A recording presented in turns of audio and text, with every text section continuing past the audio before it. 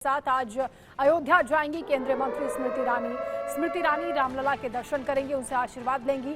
नामांकन से पहले रामलला से जीत का आशीर्वाद लिया जाएगा। सोमवार को अमेठी से पर्चा भरेंगी स्मृति ईरानी। उससे पहले अयोध्या के दौरे पर आज रामलला का दर्शन करेंगी, उनसे जीत का आशीर्वाद मांगेंगी। इसके अलावा आज 9 मंदिरों में दर्शन पूजन का कार्यक्रम है। राम जानकी मंदिर भी जाएंगी स्मृति ईरानी। अमेठी में भी कई मंदिरों में दर्शन पूजन करेंगी। तो पर्चा दाखिल करने से पहले ईश्वर का आशीर्वाद लेने के लिए अयोध्या पहुंच रही हैं स्मृति ईरानी। एक बार फिर से अमेठी में चुनावी मैदान में हैं और काफी स्ट्रॉन्ग कैंडिडेट मानी जा रही हैं, क्योंकि जनता के बीच वो लगातार डटी हुई हैं, उनकी समस्याओं को सुनती हैं, लोगों के घरों में पहुंच जाती हैं, उनकी हर समस्या का समाधान समय पर किया जा रहा है। स्मृति ईरानी का ये दावा है कि प्रचंड बहुमत से इस बार जीत हासिल करेंगी। 400 पार के नारे को लेकर उनका ये कहना है कि टारगेट एनडीए हासिल करेगा और अमेठी में कांग्रेस का सुपड़ा साफ होगा। एक बार फिर से राहुल गांधी को वो लगातार ललकार रही हैं, चैलेंज कर रही हैं, लेकिन अभी तक कांग्रेस ने किसी भी उम्मीदवार का ऐलान नहीं किया है। रवि संवाददाता हमारे साथ जुड़ रहे हैं। रवि, क्या पूरा कार्यक्रम आज रहने वाला है? स्मृति ईरानी नामांकन से पहले मंदिर दर्शन के लिए पहुंच रही हैं, अयोध्या पहुंचेंगी।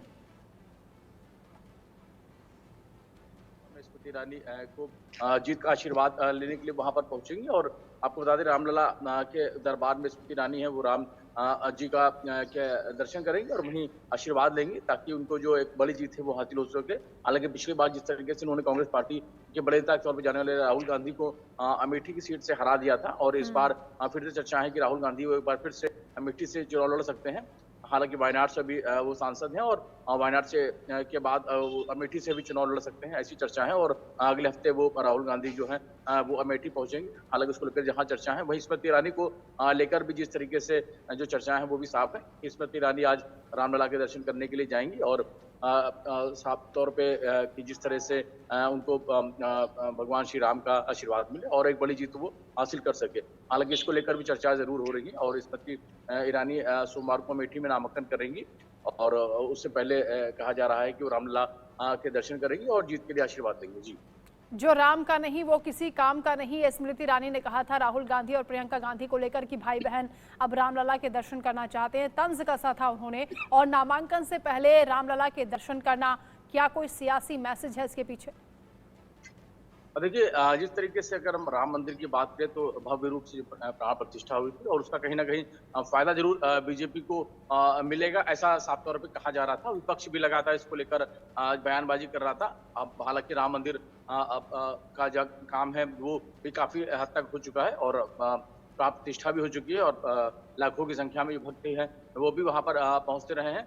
तो जाहिर है कि भगवान श्री राम का आशीर्वाद लेने के लिए स्मृति ईरानी पहुंचेंगे और काफी आशा भाव है, भरोसा भी है। और चूंकि अब अमेठी से दूसरी बार वो चुनाव लड़ने जा रही है तो बिल्कुल ही एक उत्साह जरूर होगा और अब श्री राम के दर्शन करेंगे और उसके बाद फिर जीत के लिए आशीर्वाद भी लेंगे। फिलहाल देखना होगा कि जब नतीजे आएंगे तो उसका कितना फायदा किसको मिलता है, लेकिन कहीं ना कहीं स्मृति ईरानी और राहुल गांधी के बीच एक बड़ी टक्कर जरूर अमेठी की सीट पर देखने को हालांकि रवि 80 की 80 लोकसभा सीटों पर इस बार जीत हासिल करने का दावा बीजेपी की ओर से किया जा रहा है, लेकिन अमेठी रायबरेली हॉट सीट बन चुकी हैं। अभी तक कांग्रेस कंफ्यूजन में है कि किसे चुनावी मैदान में उतारा जाए। सीईसी की बैठक में उम्मीद की जा रही थी कि वहां से किसी प्रत्याशी के नाम का ऐलान होगा, लेकिन वहां पर भी फैसला नहीं हो पाया। ये कंफ्यूजन किस लिए दिखाई दे रहा है? ये कंफ्यूजन इसलिए भी क्योंकि दशकों तक कांग्रेस पार्टी की सरकार रही है और अगर हम बात करें पिछले कुछ चुनाव की तो 2009 में जो नतीजे आए थे उसके बाद से जो चुनाव होते गए वैसे वैसे नतीजे हैं वो दूसरी तरफ जाते रहे, यानी कि कांग्रेस पार्टी को तो बहुत ज्यादा फायदा नहीं हुआ। हालांकि चाहे क्षेत्रीय दलों की बात करें या बीजेपी की बात करें जरूर फायदा होता दिखाई दिया। समाजवादी पार्टी बीएसपी को अच्छा फायदा होता रहा। लेकिन अगर हम कांग्रेस की बात करें तो 2009 के बाद चाहे 14 का चुनाव हो या 19 का चुनाव हो या अब 24 का चुनाव होने जा रहा है, पिछले 2 चुनाव में कांग्रेस पार्टी की बहुत अच्छी स्थिति नहीं रही। लेकिन इस बार कांग्रेस पार्टी फूक का कदम रख रही है। राहुल गांधी जैसे बड़े नेता को अमेठी में हरा दिया गया, ये अपने आप में बहुत बड़ी बात है कि राहुल गांधी प्रधानमंत्री के रूप में चेहरा रहे कांग्रेस पार्टी को और वो जब हार जाते हैं तो सवाल ये उठता है कि आखिर में पार्टी की स्थिति क्या है। तो फिलहाल इंडिया गठबंधन में साथ में है और 17 सीटों पर जो कांग्रेस पार्टी है वो चुनाव लड़ रही है। रायबरेली अमेठी सीट के लिए इससे चीजें साफ नहीं की गई हैं।